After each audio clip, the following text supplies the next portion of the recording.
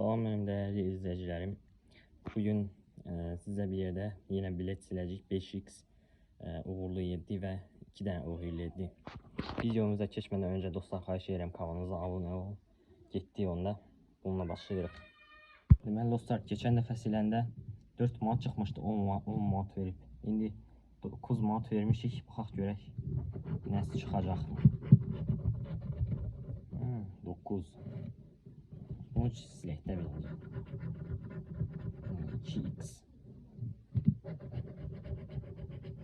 Bence heç şey çıxmayacaq.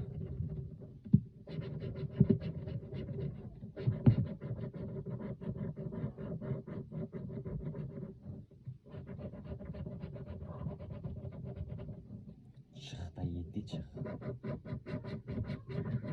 6 ve 8. Bu biletimiz udursuzdu dostlar. Gördüğünüz kimi.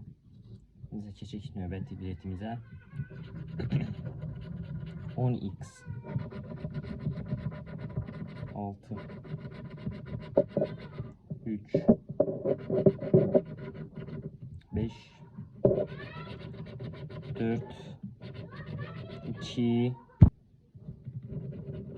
deməli 2 9 ve son olarak 1. Ayda için çıkmadı. Şimdi ise 5x 34 24 19 47 16 42 var mı? Yoktu. Görmüşsünüz. Şimdi versiniz 40 22 20 46 18 var mı? Yok. 1 yok. 32 yok. 37 var mı? Yoktu. 28 yoktur. 43 yoktur. 33 34 var. Uy, 100 mini bir kanla kaçırdık.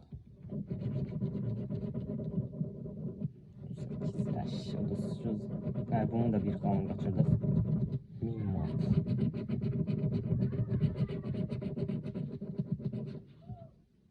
Bakın dostlar. Eşin dostlar. Almayını. Ben prosto izlenirdi, alırdım. Videolar çok izlenir. Yine bakak ya, 34 var mı? 34. 33 var. 34 yoktu. 32 var. 24 var mı? 24 de yoktu. 19 var mı? 20 var. 20 olmuyor. 47. 37 var. 16. Eşin dostlar. Size sözüm odur ki almayın. Eşin dostlar, hiç olmazsa kanalımıza abone olun. Kanalımız büyüsün. Videolarımız izlensin, ne bileyim. Kanalımızın büyümesini istersizse kanalımıza abone olun. Daha güzel videolar gelecek inşallah. Sağ olun, salamat kalın.